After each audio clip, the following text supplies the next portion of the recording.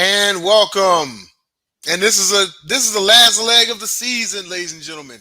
This is Cubfidential. I am your host, standing in for JB Ellis, who ran down to Mexico and got hitched. I am your host, Denzel Snipes, alongside sitting in his car for once, Jacob Christner. But he's not doing Uber or Lyft tonight, so there's that. No. There's some things going on with the kitchen at my place, so it's like I better. I still wanted to do a show, so I look like I'm an Uber driver. Yeah, pretty much. Um, so mm, let's see. If you all are joining us from Sideline Sports via YouTube, be sure to hit the like and subscribe button as well as the notification bell for all of our great material. It's not just us. We just got off the air with the Gauntlet Presents Picked Off, our NFL Weekly Picks. It was a great show. Definitely go back and take a look at that. Also, we've got the Gauntlet. It's up on Fridays. There's Confidential, as you know, going on right now. Brushing the back with Kobe White, the Sideline Sports Show, First and 56, College Football Fridays. You name it, we got it. So, again, Sideline Sports on YouTube. Hit the like and subscribe button. Follow us on Facebook and Twitter. And then also check us out on DBTV and Stream TV for all replays as well, because we do stream throughout the week on those platforms as well. All right, so where do we begin? And that is our first topic, and that is our Chicago Cubs and Pittsburgh Pirates series.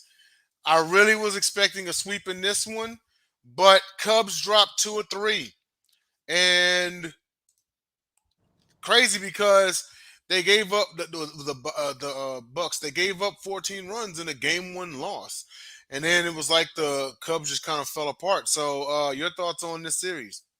Well, that's the exact thing. As the 14-1, we thought they'd at least take 2 of 3, if nothing else. But you got to remember what I was saying weeks and weeks and weeks earlier. Remember this.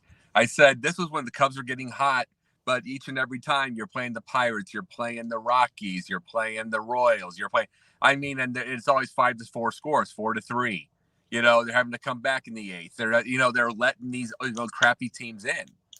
So when you're letting these crappy teams in, it's going to come back and bite you. And it came back to bite them in September, unfortunately, because you got to remember they had a 14-1, and they had a lead in that second game also, and then they blew it. It did. Yeah. So that's the big issue.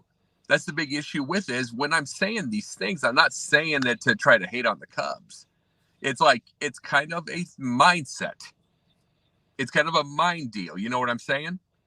Absolutely. Kind of a mind deal. And it's like, okay, we can think of it this way. Think of it like, okay, fantasy football. If you've, I'll think of it my season of last year when I snuck into that playoff. I'm just using this as an example. I snuck into that by winning every game by 2 points in the last 4 games. Yeah. Out of 3 points. Remember those? I just kept. I mean, I take one of our guys out in the last 30 seconds, like in Monday Night Football. That's how I've done most of my thing of doing that. You know what I mean? Mm-hmm. But then you end up getting absolutely murdered.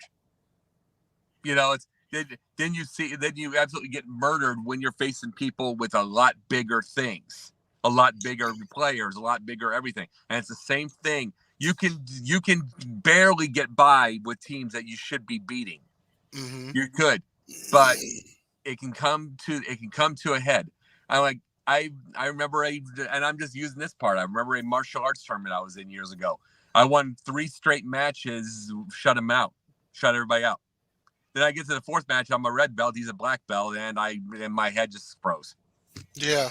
And then I got beat 5-0. It's like it gets into your head. Life gets into your head. That's just what. See, just because they are professional athletes doesn't mean it doesn't get in their head. Very true. Yeah, it doesn't mean it'll get in their head. So the whole thing is, now you need the one thing about a manager is the manager is only doing very little in the game. Everything is what you can do with your mind. It's why I always said I wanted David Ross to be able to be through the minors first. Guy knows his game, but I want him to through the minors. And these kind of situations he's not used to. Yeah. So I mean, like a Dusty Baker would be. Right. We talked about this for weeks. It's like this is down the stretch. You have to win the games you're supposed to win.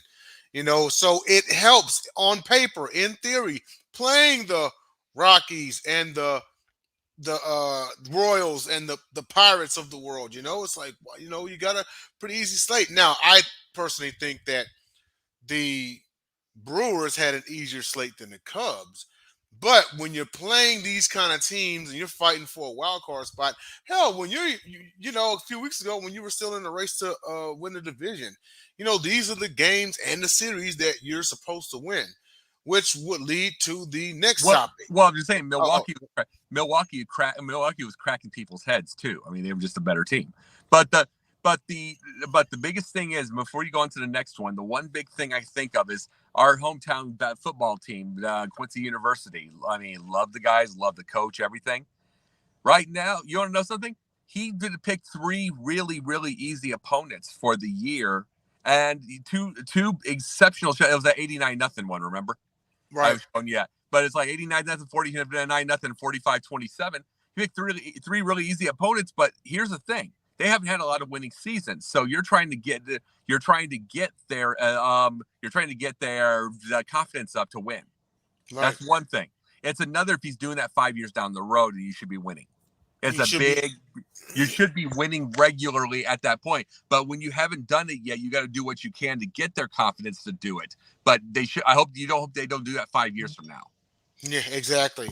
And as far as beating the teams you're supposed to, moving on to our next topic, and that is our Chicago Cubs and Colorado Rockies series. So in this one, seemingly the Cubs bounced back and they swept the Rockies. They did their job. And Right. your guy, Tylon, got his eighth win Okay, of the yeah. season.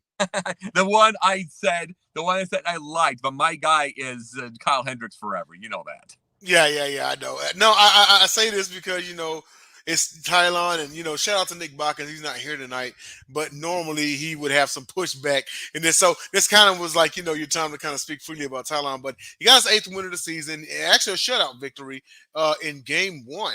So I mean, here we go. They're beating they're beating opponent that they're supposed to beat, and they're staying alive in a wild Well, card.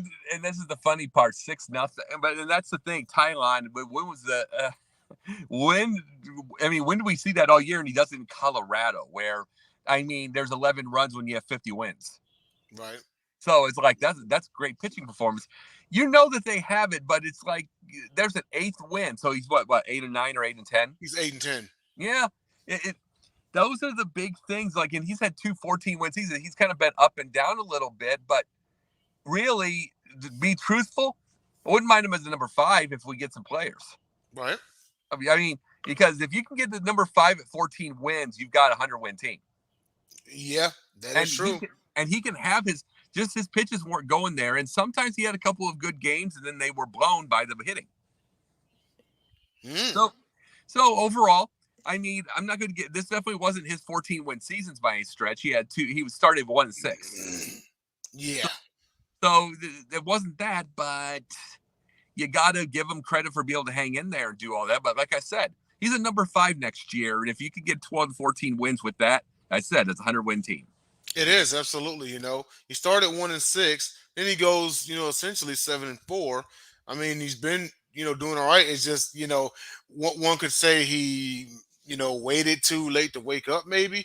But like you said, there's always next year. If you can get 12 wins out of him, and that rotation, provided a healthy Stroman, Hendricks, of course, you got Justin Steele, who's up for Cy Young this year.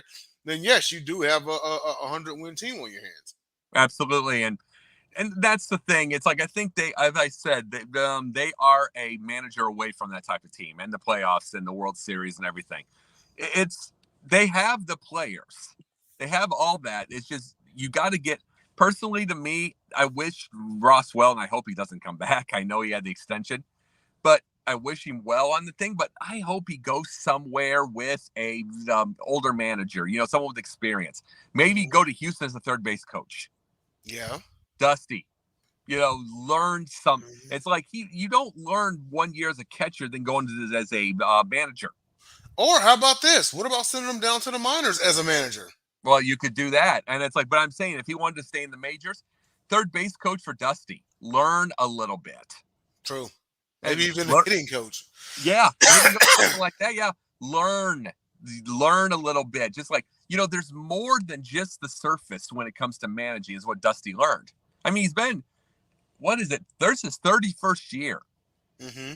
31st year in managing. Can you believe that? That's nuts. It's like, I mean, 31st year in managing, and it's like, just imagine the stuff that he could teach you. So, I mean, I wish him well. I don't hate the guy. It's just he's not. I don't think he was ever ready. He was He got never the, ready. he wasn't ready. I mean, he got in. He got that playoff. He got the bubble playoff, but then he got shut out 2 games. Yeah.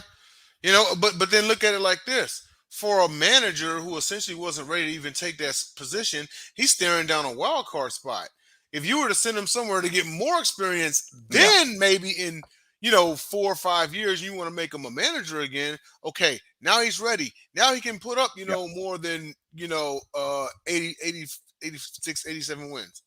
Well, you think about this is why do you need to get that experience? Why do you? It's because you think of Brian Snitker, all those years in Atlanta in the minors, in Yeah. the minor league system, all those years. He didn't think he was even going to make it. Then he got called when he needed to be. And guess what? He's been to I think this would be if he was doing it now, it'd be the third World Series in 5 years. That's crazy. And it's like he's won 7 division titles. And how many did Bobby Cox have? 15. Yeah. But it's like you learned. It's like the thing is, if a David Ross wins a World Series like this, then it hurts the others trying to make it from the minors, having to work their way up because everybody's just going to jam everybody else in straight from the catcher spot. Yeah. So Yeah. it would just hurt other careers. It's like you need to be able to kind of work your way up. We need that some days. Yeah, absolutely. And there's nothing wrong with that. Yeah. Now, to talk about some bad news, and that is last night's game, our next topic, where the Cubs had a 6-0 lead. You saw me in the chat. I'm like, hey, they're rolling, Yep. And then they give up 7 runs to lose the game. The tying in the go-ahead run on Suzuki's fielding error that allowed 2 runs. How did that happen? How did that happen? I just don't. Honestly, I don't know if he lost it in the lights. I don't know if he mistimed it, but he called, like I got it and everything, and then he looks up, and then literally like here's his glove, and then the ball. He does this, and the ball goes over here. Yeah, and I didn't even drop it, and it's like, did he get an error on that? By the way, I think that's an error. That was a clear error. Oh no, it was an error. That's the point. Usually it is a mix. This is the thing. It's usually a mix of what you have something if it misses it completely. Yeah. And sometimes it's like that's why I was asking if they considered it an error because it completely went. If it hits the glove, it's obvious. Yes, but also in baseball at the professional level, that's an easy out. Yeah, I mean, like 99.9% of the time, that ball is caught. So, that's an error. I know, and those are. And that's absolutely an error. And it's like the thing about this is, yeah, we can go blame the Suzuki, but why? I mean, they shouldn't have gotten there. It was 6-0. Oh, it shouldn't have gotten there, and I'll address that on our next topic. And he was 2 for 5, and he was 2 for 5. Remember, he was 2 for 4 before the whole thing in the first place. So, I mean, that's a mistake that is a mistake you're not supposed to make, but it's a mistake a lot of them would. And here's what's surprising: he's a Japanese player. They make so few errors in the Japanese leagues. Yeah, exactly. So few muff ups like that. So it's like he forgot something in the midst of all this. Yeah, absolutely. I mean, I don't know what could have went through his head at the moment, but I mean, regardless, Suzuki, I know it could have come through his head at that point, probably seppuku. Probably so, but even with that, Suzuki is one of the main reasons why the Cubs are even in the position to even get a playoff spot in the first place. And and then Dansby Swanson, he got a standing ovation. First game back at Atlanta last night, which is always great. But back to Suzuki, and you're not going to, yes, right on time, Tariq, right on time. You know the reason why I'm not going to blame Suzuki? Because this guy right here was greatly responsible for the comeback. He got his 10th loss of the season. Pitcher Drew Smiley. How does he have 11 wins? You know what? I have no shout out to Tyler Ingram. He says it's time to go. And you Are know you what? freaking kidding me? Yeah. No, And, just and, and you know what? That begs the question. It's right there on the screen. Is it time for the Cubs to part ways with Smiley? oh, good Lord, yes. I mean, he wasn't right on that, but I mean, and here's the question: how long has he been with them? Smiley, hang on. 'Cause I know he wasn't on the championship team. Oh, no one. Let's see here. Only Hendricks is left from that, and not Ross. Let's see here. Smiley has been with the Cubs since 2022. Yeah, he was on the Braves team that won it all 2 years ago. So this is his second year Yeah, with the Cubs. yeah. It's like 2 years. That's about right these days. You know what I'm saying? Yeah, That's about right these days. It's like no, yeah, you could say that because you need to because you're getting close. You need to get ones that can get through. You know what I mean? That can clinch it. You just do. yeah, It's like at this point in time, you're not that far off. yeah. And you know what? I understand where the Cubs are coming from because if you look at their roster, how many on the roster right now won a World Series in like the last 5 years? Bellinger, Smiley, Yeah, Swanson, you yeah, know? yeah. But it's like at the same time, even if they've won it and stuff, we're not gonna. I mean, even to get the wild card, then I'm probably not gonna get close. So you had to get to the ones that might glitch, and it's like, and the Braves are going to get it. The Braves are going to win it with or without Smiley anyway. True. They were going to Yeah. win it with or without him. So, and I'm not saying I'm not going to put a total blame on him. You got 11 wins, you've done yours, but I'm like they would have. They had he was a cog in the wheel to win, but they would have won it with some other cog. Yeah, yeah, very, very true. Well, we're gonna move on to our next topic here, and that is our outside of Wrigley segment. So, outfielder Johan Rojas' walk-off single in the 10th since Phillies to their second straight postseason in a 3-2 victory in the Battle of Pennsylvania. Citizens Bank Park went wild. I watched the ending to that game. They clinched the NL wild card spot. Now, my question here is because last year no one saw the Phillies coming and they won the pennant. This year, everyone sees them coming. What do you think their chances are in the postseason this year? Depends on just depends on how everything clicks. It's like you got more experience. A lot of these players have more experience. You can't tell. I mean, by itself, and really, does it really matter compared to like 1992 or something? You know what I mean? It's like you used to. You got to remember how the Pirates blew it to the Braves by itself. Mm-hmm. The Braves as a franchise, 91. Excuse me. The Braves as a franchise hadn't been anywhere, but you get all of those veterans. You get all those veterans, but does it matter now? I mean, did we go back to 2003 and Miggy? And in True. Miami against he was second. He was second year, 20 years old. Yeah, that's So crazy. I mean, it's like so it doesn't really matter. At the same time, you would like the veteran leadership. So Who would? who knows? Who knows? Who knows? I like him. I'm happy for him. You know, it's like the thing about Philadelphia fans, and I don't care what Tatum says. I'm just going to say this. Thing about Philadelphia fans is like they ran Charlie Manuel out of dang town, and he got him the 2 World Series, a 1-1. Mm. So it's like remember we were talking about Mike Tomlin with Pittsburgh, and at the first game they put him on a hot seat already, and it's like and it's 17 years of no losing seasons. It's like, do you have to have 100 wins every year to do this with Philadelphia fans? Because guess what, we all have high expectations. Some of us do have that, Yeah. but they're gonna have to quit the emotional nitwit. It's like you can't run. I mean, they literally ran Charlie Manuel out. They ran Charlie Manuel out, and I hope they don't do it to this guy.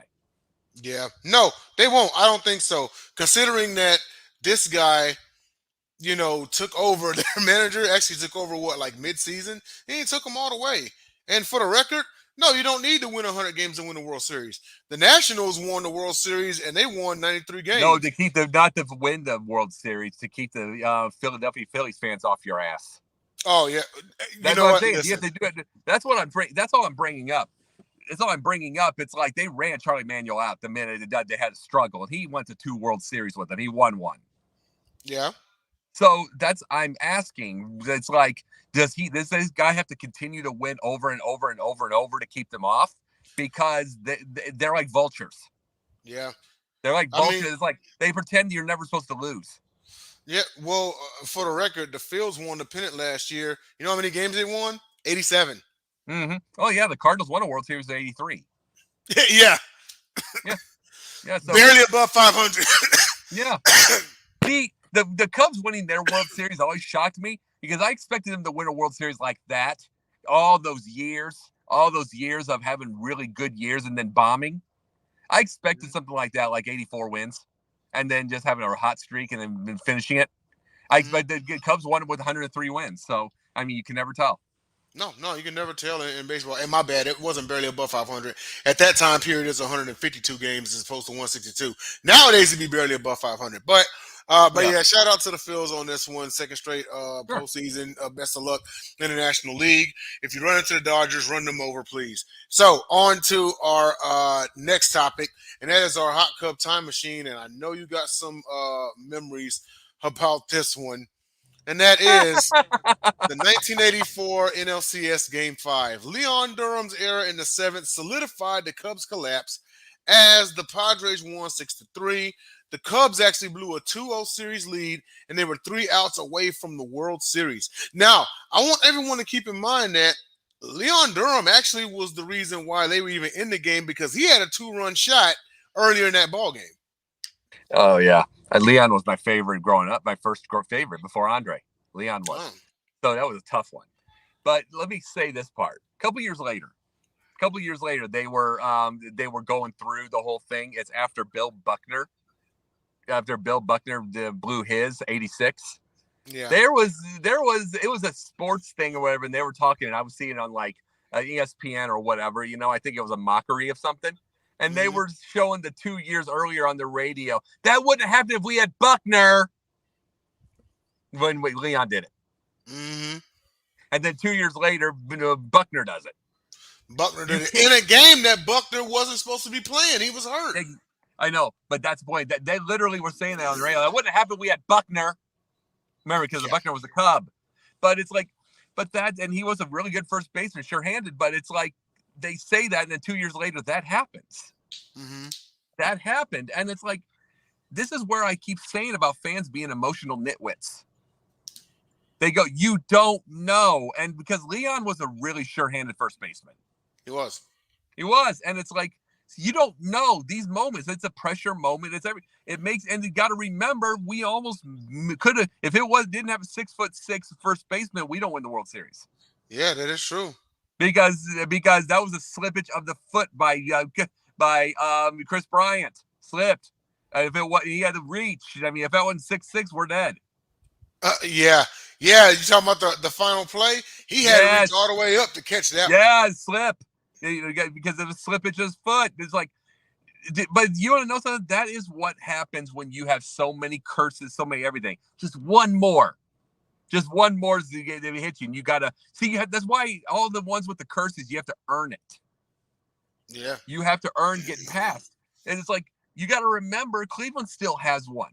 The then Indians had one. There's been 80 some odd years, Hmm. and we got to remember they hit the game tying homer, and they thought they got it, and then the rain hit. Yeah, Then the and then Ben Zobrist happened. yeah, then that happened, and all that kind of stuff. And that's the point.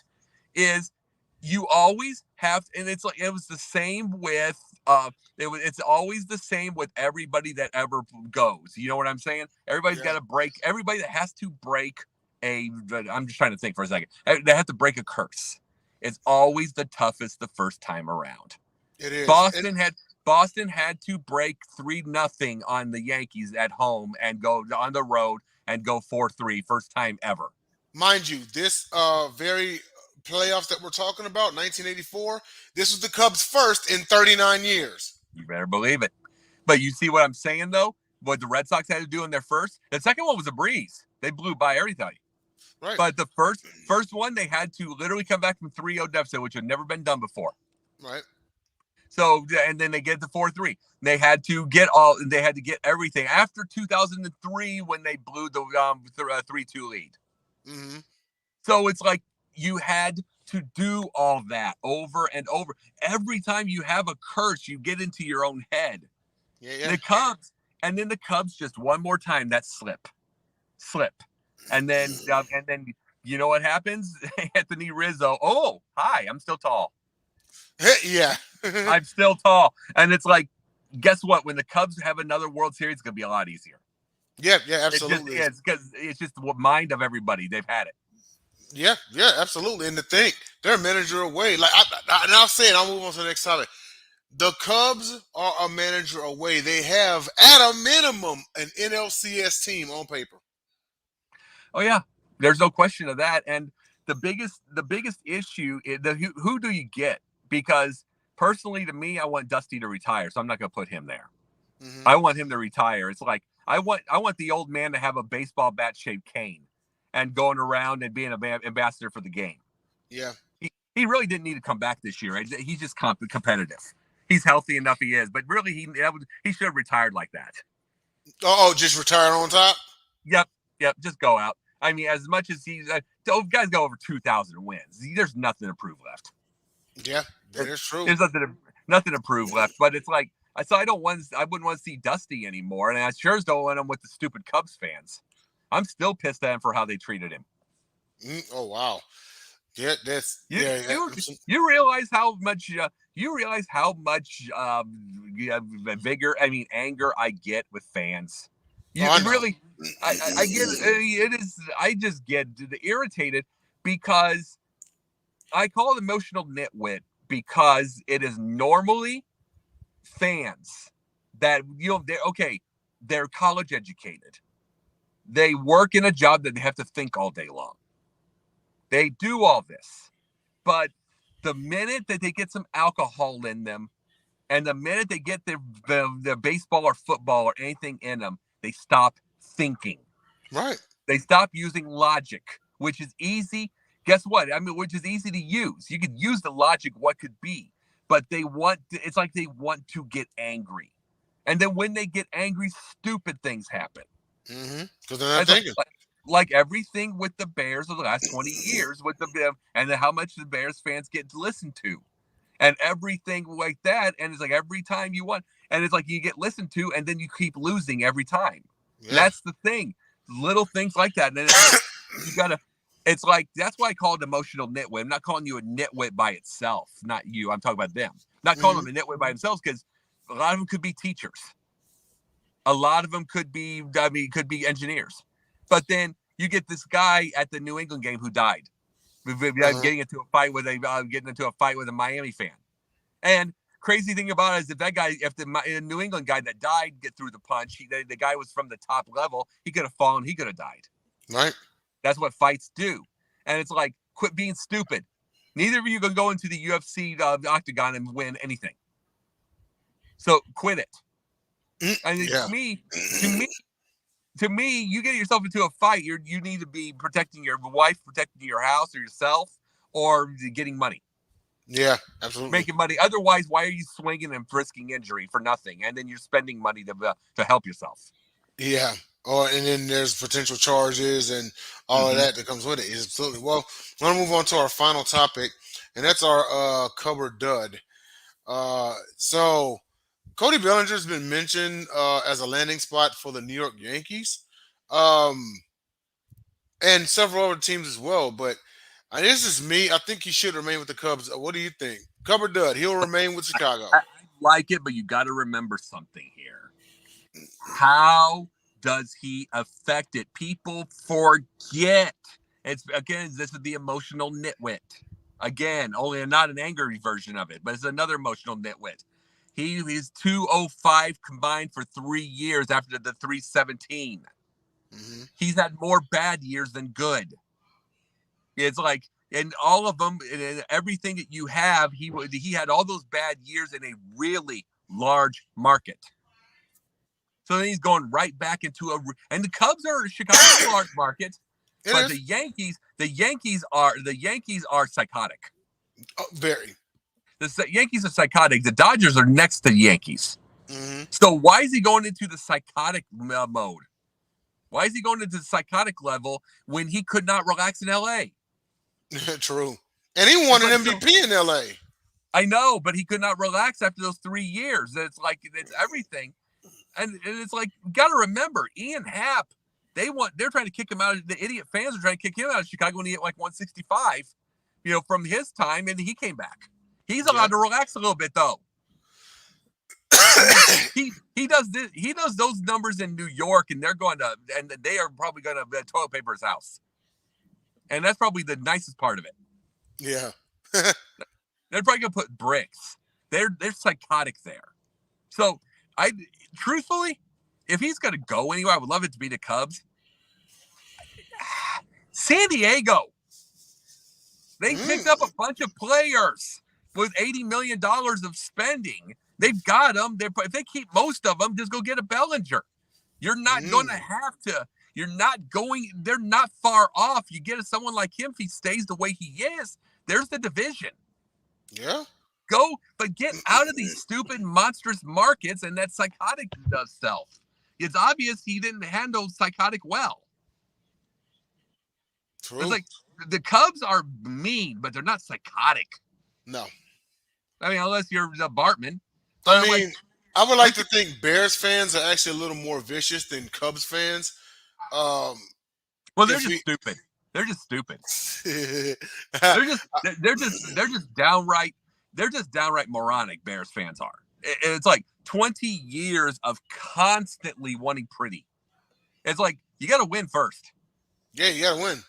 You got to win first, and guess what? Ever since they fired Lovie Smith at 10-6, they have one winning season in 11 years. Yeah, but I mean, you look at it. The Chicago is a gritty city. There's nothing pretty about it. Probably the flashiest thing about Chicago, sports-wise, is the Cubs because they're so offense heavy, right? Yeah, but it's like the thing is though. The biggest thing about it is everybody's trying to get into the pretty. I mean, Green Bay's not pretty either, but they had Aaron Rodgers for 17 years, 18 years. So, I mean, he always looked pretty out there. It's like they always want the idea of pretty, but all I ever used to say with Trubisky when he was around there is, okay, he's gone, we'll replace him properly. I never said keep him if you get someone right. I said, okay, guess who was in? This is the thing. Guess who was in? Guess who was in the market at that time? Tom Brady. Guess who they kept looking at 5 years past his prime? Cam Newton, because he looked prettier. That's the point of why Bears fans are stupid. Cubs fans, I don't think they're that stupid. I think the Bartman made him psychotic a bit, but other than that, they're not as psychotic as the Yankees fans. So as far as Bellinger, I would just, if you're going to go anywhere, go to San Diego, where they're not far off. Yeah. But, San Diego fans are relatively harmless. I mean, look, they're relatively harmless, and the media is not going to be as vicious. No, they're not. The Southern California market is centered on LA anyway. Like, I'm not going to sit here and say no one checks for San Diego, but Southern California is LA centric. We know this. Yeah. I mean, it's like, and San Diego's not going to be a psychotic. And it's like, if he has a bad year there, they're going to kind of give him a shot. I mean, Chicago gave Ian half a shot when he had 160, even though the fans were on the line were stupid. It's like they still give him the shot. It's like you got to remember Bellinger's had these years. How do you know it won't happen again? So you need a market that's going to give you a chance. Yeah. I mean, New York will probably take 5 guys with ball bats and try to beat him with him if he has those numbers there. Yeah. I mean, just to give you an idea of New York media, and namely Yankees media, you remember when CZ Sabathia was acquired by the Yankees? His first start, he had a bad loss. You know what the New York Post headline read the next day? Thanks for nothing. Right. It was that fast. Yeah, I know. Oh yeah, I know. But that's just the way New York goes by itself. Because the Yankees are psychotic because they got 27 World Series. Yeah. I mean, that they're going to have expectations. Celtics fans are psychotic because they got 17. Yeah, 17 titles. Yeah. And, I mean, the thing about it, Bird said it himself. Boston, he knows those fans. They want to win monstrously. Larry's the hero. Larry is the hero of that town, and he had the least amount of rings of all the stars. Yeah. Yeah, he is the forever hero there. So All it was he made five. He made five finals, but won three. That he just gave everything to it. It's no one says one bad word about him. Yeah. No one there says one bad word about him because he gave every inch to himself. Yeah. And I mean, and you and figure Boston, he's a blue collar dude. yeah, Boston being another rough city, and that's and we talked about this on Basketball Bros back in the day. That's what made a perfect rivalry because you had the blue collar city yep. in Boston, and then you had flashy Los Angeles.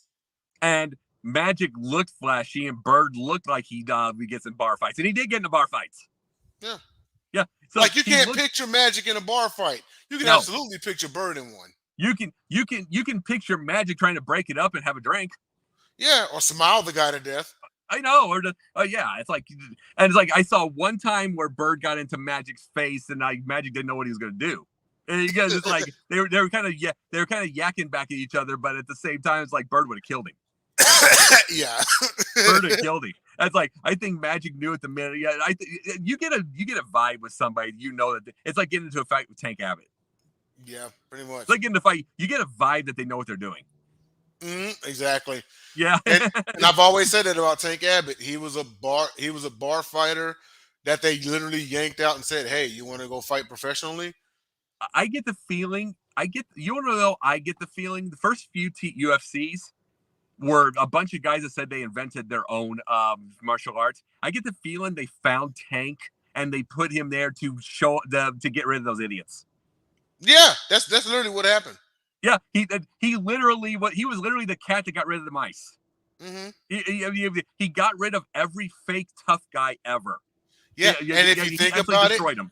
And if you think about it, now you see the purpose of Tank Abbott. He was never expected to win the whole thing. He was never expected to be a superstar. He was there to get the fake tough guys out. Yeah. Oh, because he was a real tough guy. Yes. He was a real tough guy. No, he wasn't going to beat Dan Severn. He wasn't going to beat Oleg Taktarov. He wasn't going to beat Don Fry. He wasn't going to beat those guys. He was giving a good fight, but he was going to make up for a good final. Yeah. He was going to bring a good final so they could have ratings. Like Tank Abbott would be, I'm going to say this and we got to end the show. Tank Abbott would be like that guy's like that the pretty boy's girlfriend that tries to act tough. And it's like, "Oh yeah, what do? I'm you can't just treat me any kind of way." "Oh, well, no, you can't treat me any kind of way. I'm going to call my dad." "Yeah, screw you. Who's your dad?" And then like Tank walks up. Yeah. Oh, yeah. Well, Tank reminds me of a legitimately tougher version of Uncle Buck. Yeah. You remember when he did the yeah, it's like, yeah, he reminds me of the legit tougher version. Like, I mean, Uncle Buck is the one that'll joke, but he'll get mad if you do it. But the Tank is the guy, he doesn't joke. No, he doesn't. You're just dead. Yeah, like if you weighed under 140 pounds, he could stare you to death. Oh yeah, and you got to remember, he almost broke the guy's neck with one hook. Yeah, jackhammer right hand, like I've said. Yeah. So, but that was what we got to go. But as I said, that's what Tank was there for. Everybody didn't wonder why. That's why he was there to go because the fake tough guys were killing their market. Yes, they were. And also at the same time, this was at a time period where, like nowadays, you can actually look up if that was a valid martial art that they say they practice or made up in 10 seconds. Back then, it was hard to verify anything. You could say you could make up a name that just sounds Japanese, Yeah. And it's like, oh, you know that? Wow, man. Yeah, it's like 250 moves, dude. And I've only had to use 10 because if I use 11, I'm gonna kill him. You know what I mean? So and then Tank shows up. They try to call him pit fighting, and meanwhile, I'm just a street fighter. You call it what you want. Yeah, I know. All right, well, that's going to end the show. Thanks to everybody who tuned in. Be sure to hit the like and subscribe button on YouTube to Sideline Sports Network. Also, if you are on Twitter watching this, follow us on Twitter as well as follow us on Facebook. So for myself and Jacob Christner, the Pundit's Pundit, and next week, JB will be back. So I'll be back behind the scenes and everything. Possibly Nick Bockins will be here. We're going to see if Tyler Ingham can show up and give some commentary. We're in the last leg of the season. So now we're going to see it about this time next week if this is off-season talk or wild card talk. So hang in We'll see. there. Hang in there. Cubs, finish it out. Before we get out of here, just an update on the game. Let me see here. Just an update on the game. Bottom of the sixth, Cubs 3-1. Let's hope they hang on. So We'll for see. so for myself, the sniper, and the pundit Jacob Christner, And I'll be there tomorrow. And I'll be at the game tomorrow. yes, and he will be at the game tomorrow. All right, you all. Yep. We'll see you in 7 days. Later. Take care.